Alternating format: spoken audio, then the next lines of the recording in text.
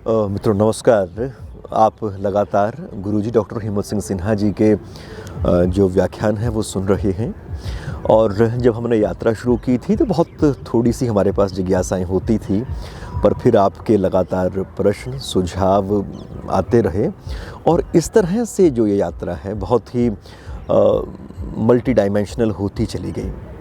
और फ़िलहाल गुरुजी के रूप में एक हमारे पास ऐसा समृद्ध खजाना है जो हमारे विचारों को प्रभावित कर सकता है, हमें धर्म की, संस्कृति की, अध्यात्म की एक सही समझ दे सकता है। गुरुजी के इन तमाम लेक्चर्स के अलावा एक और बहुत महत्वपूर्ण पक्ष गुरुजी का रहा है और वो ये है कि गुरुजी ने लंबे समय तक बहुत सारी पत्र पत्रिकाओं के लिए लिखा है, बहुत सारे उनके आर्टिकल्स हैं। तो हमने ये एक विचार किया है कि क्यों ना इन आर्टिकल्स को पढ़ा जाए और आप तक पहुंचाया जाए। तो हम ये बीड़ा उठाने जा रहे हैं कि गुरुजी के बहुत सारे आर्टिकल्स में से कुछ आर्टिकल हम पढ़ें और उन आर्टिकल्स पर, हमारे पढ़े पर आपकी प्रतिक्रियाओं का हम इंतज़ार करेंगे। आप उनके बारे में बताइएगा और ताकि उसके हिसाब से हम इन प्रस्तुतियों में कुछ और जोड़ सकें। तो आइए आज का हमारा जो आर्टिकल है, गुरुजी का लिखा जो लेख है, उसमें प्रवेश करते हैं। उसका शीर्षक क्या है और फिर उसकी विषय वस्तु किस तरह की है। भारत की सांस्कृतिक अखंडता के प्रतिपादक राम। डॉक्टर हिम्मत सिंह सिन्हा अपने इस लेख में लिखते हैं, महाकवि तुलसी न केवल सनातन धर्म के उन्नायक हैं, अपितु उन्होंने भारतीय समाज के सोए हुए तेज को भी झंझोड़ कर जगा दिया और भारत की जनता को सांस्कृतिक अखंडता का बोध करा के इस पुरातन संस्कृति को गौरव प्रदान करने का महती कार्य भी किया है। रामचरितमानस समग्र भारत की सांस्कृतिक एकता की संरक्षिका है। यह कहना अधिक उचित होगा कि उनका ये ग्रंथ भारत की सांस्कृतिक अखंडता के उद्गाता के रूप में जितना समादृत हुआ है, उतना कोई अन्य भक्ति ग्रंथ कहीं विद्यमान दिखाई नहीं देता। तुलसीदास राम के माध्यम से ये उद्घोषित करते हैं कि उत्तर से दक्षिण तक सारे देश में एक ही धारा सर्वत्र प्रवाहित दिखाई पड़ती है। मानस में राम अपने अभियान में इस भरत भू को आसुरी शक्तियों से मुक्त करा के यहाँ दैवी शक्तियों को संस्थापित करने का प्रण करके दक्षिण के छोर पर पहुंच गए हैं। जहां आज तमिलनाडु है, वहां समुद्र तट पर खड़े हुए योजना बना रहे हैं कि इस जल निधि को कैसे लांघा जाए। अपने कपि बंधुओं को बताते हैं कि यह भूखंड कितना पावन तथा रमणीक है। राम कहते हैं, परम रम्य उत्तम यह धरनी, महिमा अमित जाई नहीं बरनी। वानरों को बड़ा हर्ष भी हुआ और आश्चर्य भी। कहने लगे, प्रभु आप तो उत्तर प्रदेश के रहने वाले हैं, बड़े बड़े समाज के दिग्दर्शक तो अपने अपने क्षेत्र का, प्रदेश का गुणगान किया करते हैं, आप तमिलनाडु की इतनी प्रशंसा कर रहे हैं। राम ने तो सारे भारत का भ्रमण किया था।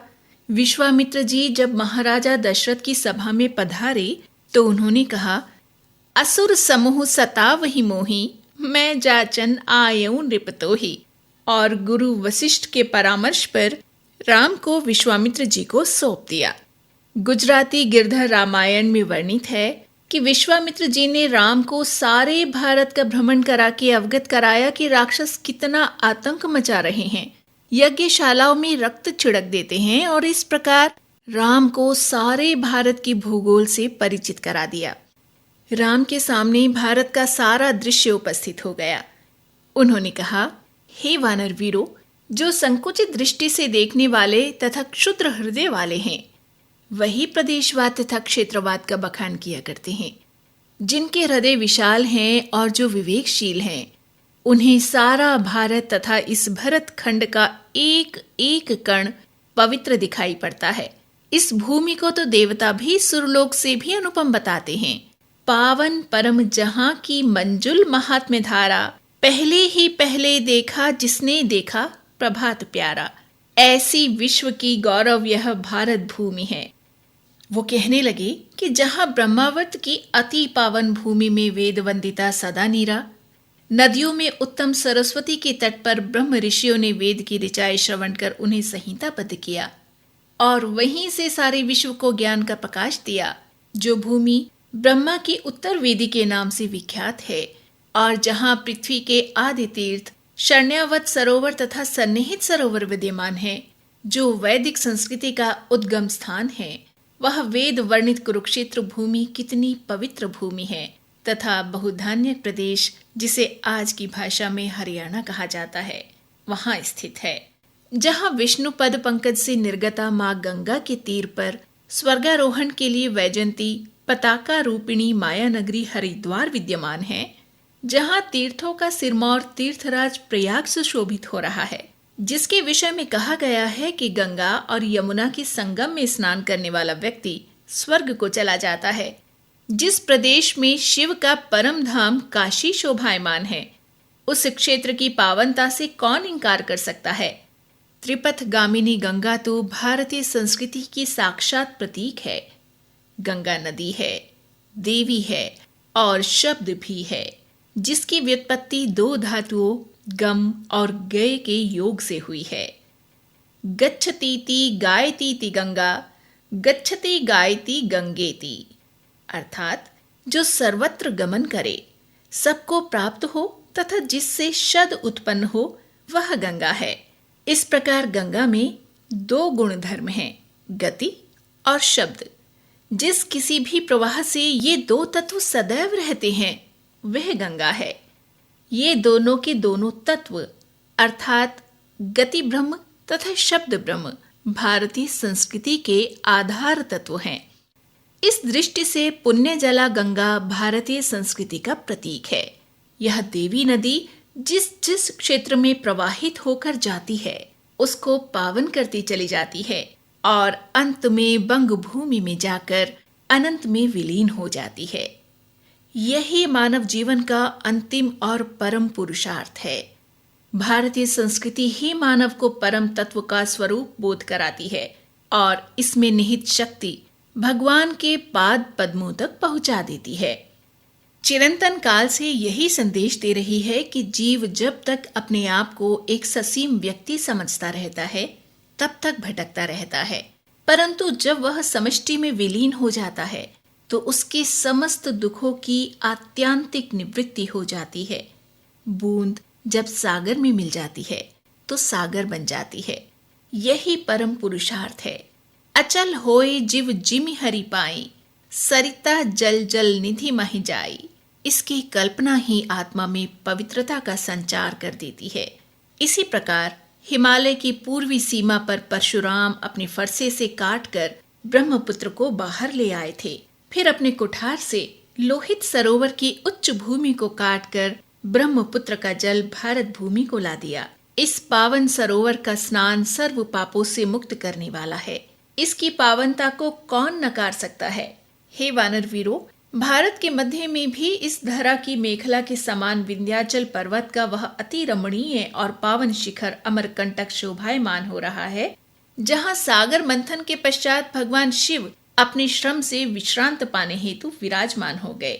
गरल की गर्मी से शरीर से पसीना निरंतर प्रवाहित हो रहा था, जिससे शिव तन्या रेवा नर्मदा निर्गत होकर पश्चिम दिशा में सिंधु सागर में विलीन हो गई। इसी भूखंड तथा इस नदी की पवित्रता तो सर्वविदित है। पुण्या कनखले गंगा, कुरुक्षेत्रे सरस्वती, ग्रामे वा यदि वारण्य, पुण्या सर्वत्र नर्मदा। अर्थात देवसरी गंगा हरिद्वार में और नदियों में उत्तम वेगवती सरस्वती कुरुक्षेत्र में अत्यंत पुण्यमयी कही गई हैं। किंतु नर्मदा तो चाहे गांव के आंचल में बह रही हो या जंगलों के बीच, वह तो पुण्यमयी ही है, जिसका जल दर्शन मात्र से ही पवित्र कर देता है। विश्रांति में आसीन शिव का शरीर गरल की ज्वालाओं से तप रहा था, तो ब्रह्मा जी ने कहा, हे देवताओं, हे मृत्युलोक के वासियों, शिव ने तुम्हारे कल्याण के लिए विषपान किया है। अब इनकी तपिश को शांत करने हेतु तुम इनके शरीर पर जल चढ़ाओ। सभी देवता तथा मनुष्य जल अर्पित करने में मग्न हो गए। उस सारे जल से एक और धारा शिव के शरीर से प्रवाहित हो गई, जो शोणाभद्र के नाम से विख्यात है। शिव शांत हो गए तो यहीं अमरकंटक में उन्होंने सभी मानवों तथा देवों के साथ प्रसंविदा समझौता घोषित कर दिया कि तुम श्रद्धा से मुझे जल चढ़ाना, मैं तुम्हारे जीवन का सारा गरल पी लूंगा। शिव की महिमा का वर्णन करते करते भगवान राम की वाणी गदगद हो उठी। कहने लगे, जरत सकल सुर वृंद विषम गरल जेहि पान किय, तेहि न भजसी मति मंद को कृपाल शंकर सरिस। अर्थात तू विष की ज्वालाओं तथा विषयाग्नि में जल रहा है। तुझ पर कल्याणकारी शिव अपनी कृपा से तेरे जीवन के विष का परिहार करके तुझे समस्त तापों से मुक्त कर देंगे। इससे अधिक पावन स्थान और कौन सा होगा। भगवान राम के मुखाम्बुज से सर्वव्यापिनी भारतीय संस्कृति तथा उसकी समग्र रूपता का इतना विशद विवेचन सुनकर वानर वृंद हर्षित तथा प्रफुल्लित हो गया और एक स्वर में बोल उठा, संस्कृति सबकी एक चिरंतन, हम सब उसके बिंदु हैं। कहने लगे, हमें तो कहीं भी विभाजक रेखाएं दृष्टिगोचर नहीं हो रही हैं। हमारी विविधता के भीतर एक व्यापक समरूपता है। जिनके हृदय क्षुद्र निहित स्वार्थों से ग्रस्त हैं, उन्हें ही विभाजन दिखाई पड़ते हैं। राम कहने लगे कि मेरे लिए तो इस भारत का एक एक कण अति पावन है, परंतु जहां हम खड़े हैं उस भूमि की तो महिमा अमित जाए नहीं वर्णी। यहाँ तो महाशक्ति जगदम्बा ने आदि कुमारी के रूप में भगवान शंकर को पति रूप में वरण करने के लिए घोर तपस्या की थी, जो सुदूर दक्षिण को उत्तर से अवियोज्य रूप में मिलाने की प्रथम साधना थी। इस भूमि के पूर्वी तट को गंगा सागर अपनी तरंगों से प्रक्षालन करके निर्मल बनाता रहता है और भगवान भास्कर की तिमिरांतक रश्मियां सर्वप्रथम इस तट को स्पर्श करके वेद का ये संदेश विश्व को देती रहती हैं। इमदुत्युत पुरुत्तम पुरुस्ताद ज्योति, अर्थात प्रकाश चाहे ज्ञान का हो या अध्यात्म का, पूरब से ही आता है। इस भूमि की महिमा वर्णन करके राम कहने लगे कि अब मेरे मन में ये पुनीत संकल्प आ रहा है कि करिहा हूँ यहाँ शंभु थापना, मोरे हृदय परम कल्पना, यहाँ भगवान शिव की स्थापना करूं।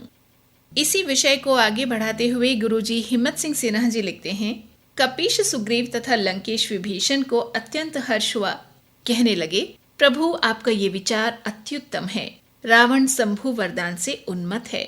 इस कार्य से राजनीति के अनुसार आपने शिव को अपनी ओर करने का बहुत दूरदर्शी कार्य किया है। जब शत्रु पर चढ़ाई की जाए तो प्रथम उसके समर्थकों तथा उसके मर्म के ज्ञाताओं को किसी युक्ति से अपनी ओर मिला लेना ही उचित रहता है। शंकर जी रावण के प्रबल सहायक हैं। यदि उनकी स्थापना और भक्ति युक्त पूजन और स्तुति से उन्हें अपने पक्ष में मिला लिया जाए तो वे रावण का संरक्षण नहीं करेंगे या तटस्थ हो जाएंगे। राम ने कहा, कपिराज, राजनैतिक स्वार्थ सिद्ध करने के उद्देश्य से मैंने भगवान शंकर की स्थापना नहीं की है, क्योंकि उस स्थिति में तो राजनैतिक कार्य सिद्ध हो जाने पर ये सारा अनुष्ठान ही व्यर्थ हो जाएगा। मेरा संकल्प तो भारत की सांस्कृतिक समग्रता को स्थापित करने तथा उसका यश सारे जगत में विस्तारित करने का है। जग विस्तार ही विशद जस, भारत के उत्तरी सिरे पर जो भगवान विराजमान हैं, उन्हीं शिव को लिंग रूप में सुदूर दक्षिण तट पर स्थापित करके मैं ये बोध कराना चाहता हूँ कि हमारी संस्कृति के जो आराध्य उत्तर में है, वही दक्षिण में भी उपास्य हैं। एक ही धारा सारे भारत में प्रवाहित हो रही है। कैलाश पर्वत उच्चतम शिखर है और समुद्र धरा का सबसे नीचा स्थान है। ऊंचे महलों में, उच्च राजघरानों तथा संभ्रांत वर्ग में जिस शिव की पूजा होती है, उसी की छोटे से छोटा निर्धन व्यक्ति, सड़क पर झाड़ू लगाने वाला भी जल चढ़ाकर आराधना करता है। धनी निर्धन का कोई भेद दिखाई नहीं देता। इस ज्योतिर्लिंग के माध्यम से एक व्यापक एक रूपता दिखाई देगी। ये लिंग रामेश्वरम के नाम से विख्यात होगा, जो भारतीय संस्कृति की समन्वय शक्ति का प्रतीक है। अतः जो राम के ईश्वर हैं, रामेश्वर, तथा राम जिनके ईश्वर हैं, वह रामेश्वर। यहाँ शिव और विष्णु एकाकार होकर स्थापित हो गए हैं। शिवस्य हृदयम विष्णु, विष्णोश्च हृदयम शिवः। इसके माध्यम से उपदेश दिया कि मेरे भक्त कभी शिव द्रोह नहीं करेंगे और शिव भक्त भगवत द्रोह नहीं करेंगे। लिंग की स्थापना तथा विधिवत पूजन करके राम ने कहा, जे रामेश्वर दर्शन करिहि ते तन तजमम लोक सिधरी रही। अर्थात जो लोग रामेश्वर ज्योतिर्लिंग के दर्शन करेंगे वो पापी भी हैं तो इस शरीर के त्यागने पर मेरे लोक में निवास करेंगे। अब लक्ष्मण जी को थोड़ी चिंता हुई कि भैया, दक्षिण के लोग तो बड़े सुगम रूप से इसके दर्शन करके आपके धाम में पहुंच जाएंगे, परंतु उत्तर के लोग तो इतनी लंबी यात्रा करके ही ये सौभाग्य प्राप्त करेंगे, अन्यथा वंचित रह जाएंगे। राम ने कहा, भैया, ये लिंग दर्शन करके मेरे लोक में तो चले जाएंगे, परंतु उन्हें मेरा सानिध्य प्राप्त होगा या नहीं, ये अनिश्चित है। इस प्रसंग की विवेचना आज के संदर्भ में करते हुए डॉक्टर हिम्मत सिंह सिन्हा जी लिखते हैं, जैसे आज के संदर्भ में हम कह सकते हैं कि अच्छा परिश्रम करके केंद्रीय सरकार की नौकरी मिल जाएगी और फिर नई दिल्ली की सारी सुख सुविधाएं मिल जाएंगी, परंतु प्रत्येक को राष्ट्रपति से मिलने का सौभाग्य नहीं मिलता। इसलिए राम ने आगे कहा, जो गंगा जल आनी चढ़ाई सो सायुज्य मुक्ति नर पाई ही, अर्थात जो गंगा जल लाकर यहाँ अर्पित करेगा वह मेरे ही विग्रह से युक्त हो जाएगा, मेरा ही रूप बन जाएगा। दक्षिण के लोग उत्तर जाते रहेंगे और उत्तर के लोग गंगा जल लेकर यहाँ आते रहेंगे, वो सभी निस्संदेह राम रूप से एकाकार हो जाएंगे। इस प्रकार तुलसी ने राम के मुख से ये उद्घोष करा दिया कि जो दक्षिण उत्तर की इस समग्रता तथा राष्ट्र की भावनात्मक एकता को अखंड रूप से बनाए रखेंगे, वे इस देश में राम के समान पूज्य बन जाएंगे। तो ये थे डॉक्टर हिम्मत सिंह सिन्हा जी द्वारा लिखित विचार। विषय था भारत की सांस्कृतिक अखंडता के प्रतिपादक राम। जय श्री राम।